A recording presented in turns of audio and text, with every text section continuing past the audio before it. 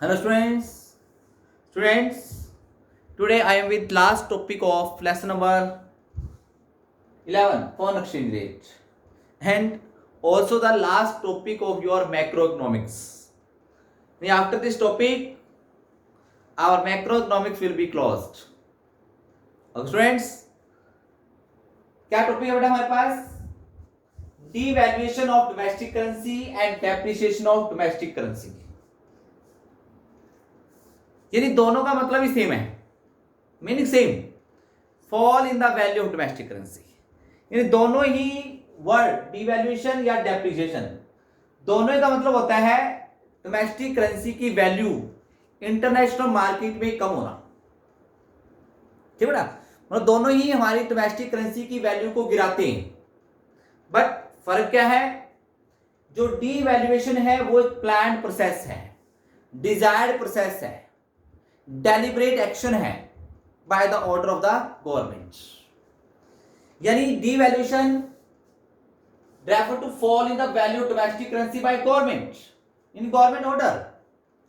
यानी जब एक कंट्री अपनी करेंसी की वैल्यू को इंटरनेशनल मार्केट में जानबूझकर गिराता है, ठीक है, यानी वो इंटरनेशनली डिक्लेयर कर देता है आईएमएफ से परमिशन लेकर कि हम अपनी वैल्यू करेंसी की वैल्यू को 5-10% डिवैल्यूएट कर रहे हैं, गिरा रहे हैं।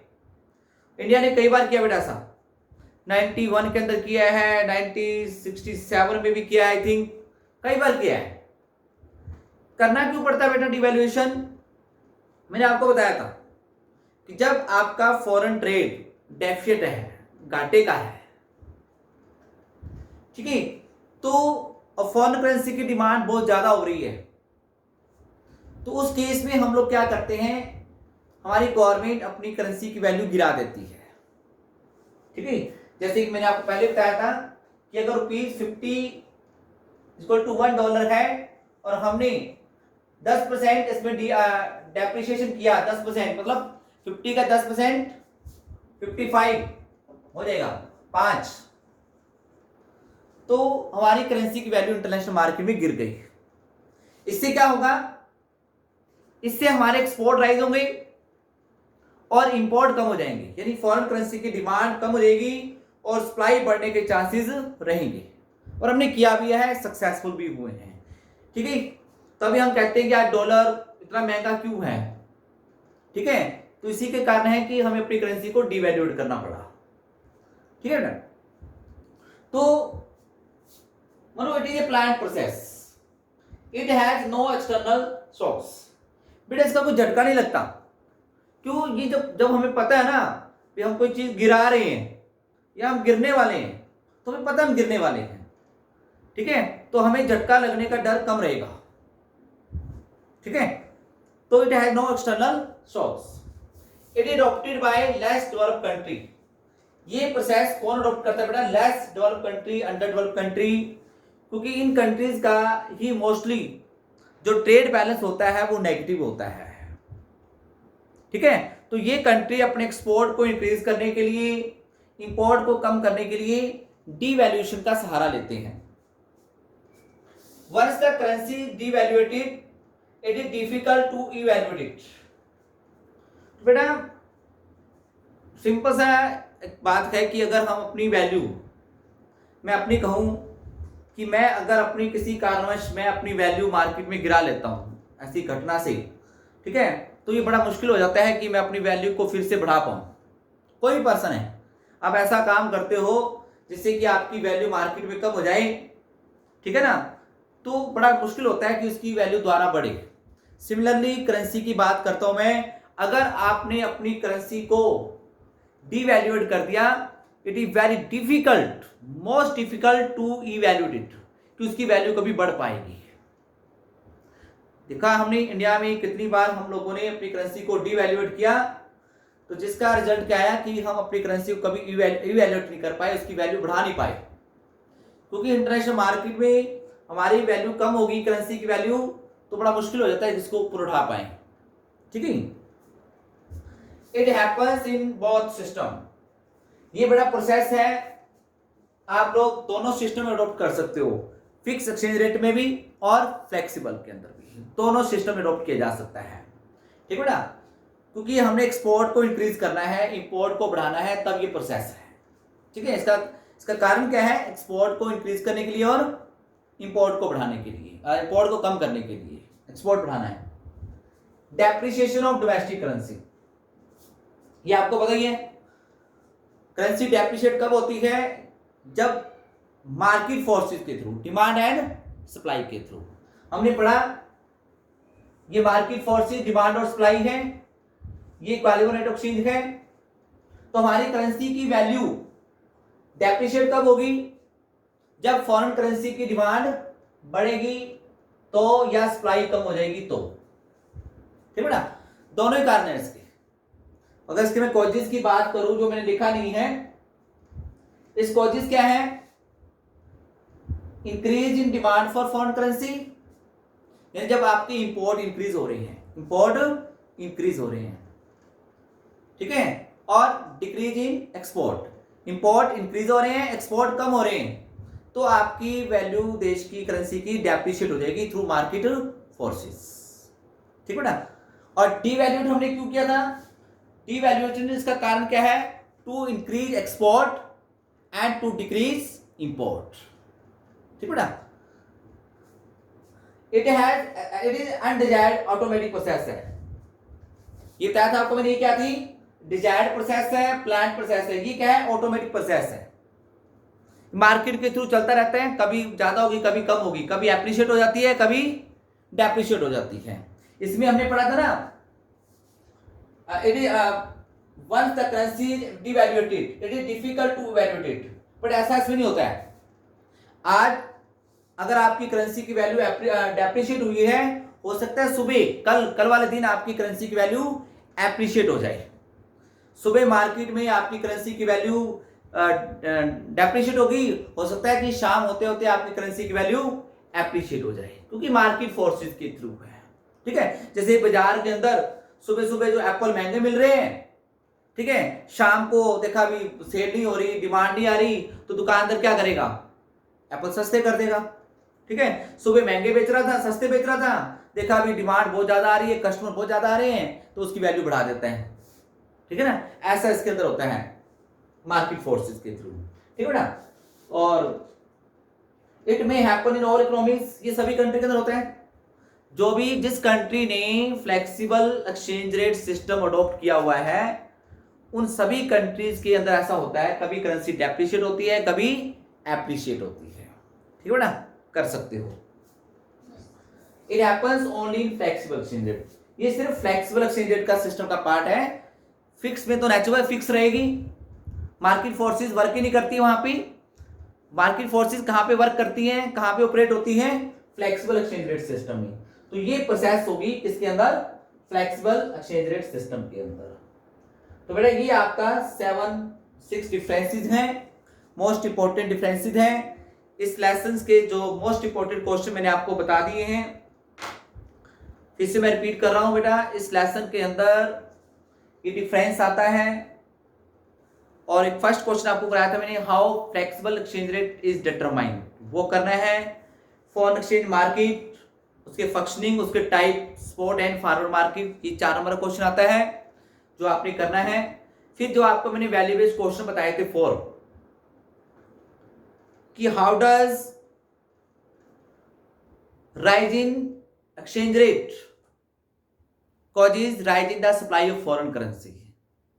ठीक है, और इससे रिलेटेड 4 क्वेश्चन थे।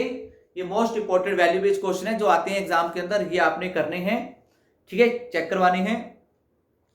और मैंने आपको बताया था कि 11th और 12th लेसन के अंदर मोस्टली 2 क्वेश्चन शॉर्ट आते हैं और एक 4 मार्क्स का क्वेश्चन आता है।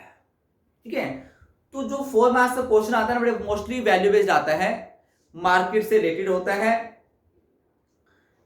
ठीक है बेटा, अभी मैं क्वेश्चन लिख रहा हूं आपके सामने, उस क्वेश्चन को आपने ध्यान सुनना है, कैसे आता है वैल्यू बेस्ड क्वेश्चन।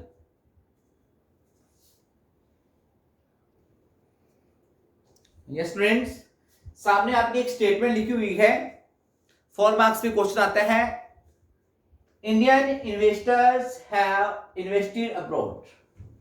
यानी भारतीय निवेशकों ने, जो इंडियन बिजनेसमैन हैं, कंपनीज हैं, उन्होंने अब्रॉड यानी अदर कंट्री में इन्वेस्ट किया है। ये स्टेटमेंट गिवन होगी, इससे रिलेटेड कोई भी स्टेटमेंट हो सकती है।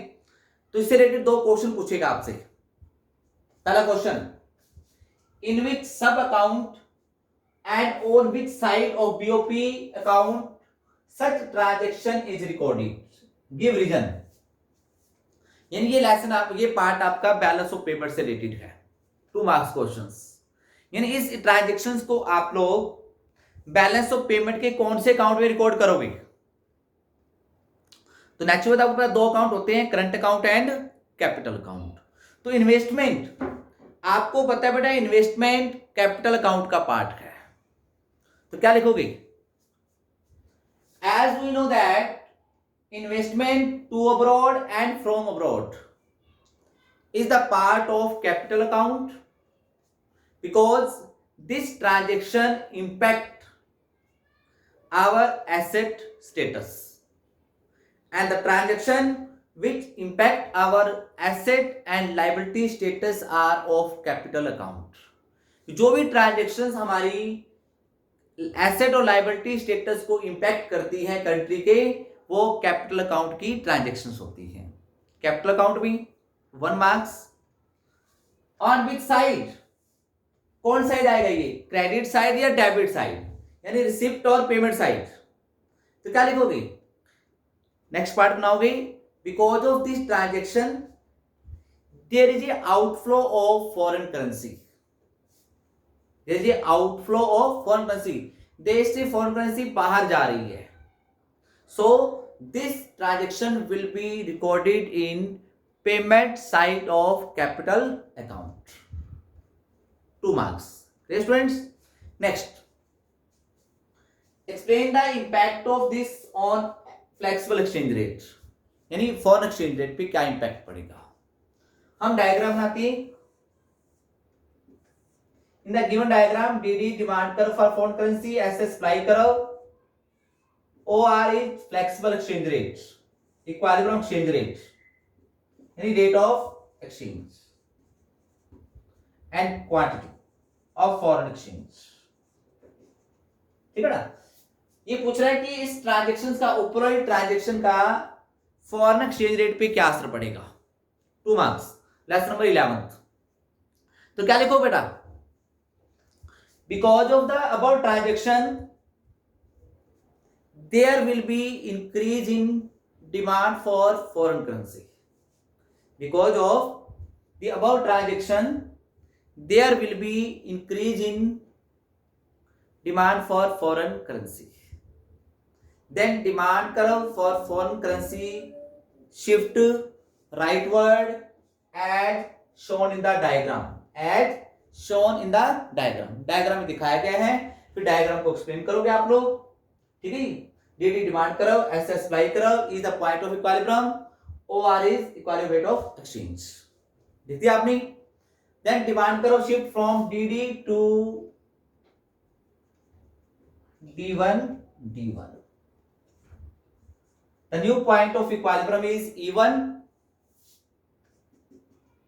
OR1 is new equilibrium rate of change and quantity। The diagram show that the rate of exchange will rise from OR to OR1, which means appreciation of foreign currency and depreciation of domestic currency। Means ऊपर वाली statement से, because of the above statement domestic currency get depreciated, means now more unit of domestic currency are needed to buy $1। ठीक है ना? तो इस प्रकार से आपका एक 4 मार्क्स का क्वेश्चन आता है, मोस्ट प्रोबेबली यही आता है। इस प्रकार की ट्रांजैक्शन होती है, आपने इन्वेस्टमेंट किया, ब्रोविंग लैंडिंग की, ठीक है, या आपकी एसेट को सेल किया, वहां पे बेचा, इस प्रकार से आपने ट्रांजैक्शन देखनी है। कौन से अकाउंट में नोट करना है, उसका रेट ऑफ एक्सचेंज पे क्या असर पड़ेगा वो आपने बताना है, ठीक है ना? तो ये था आपका last topic of this lesson. तो आज के बाद हम लोग मैक्रो इकोनॉमिक्स को बाय बाय कह सकते हैं, ठीक है ना? मेरी तरफ से आपके सारे लेसन में जितनी आपको मोस्ट प्रोबेबली वीडियोस थी मैंने आपको सेंड की है, ठीक है ना? तो वो आपने करनी है, ठीक है। तो जो भी आपका डाउट्स है मैक्रो के, हम लोग 1 by 1 उसको रिवीजन में क्लियर करेंगे, ठीक है बेटा। Okay, bye bye, have a nice day.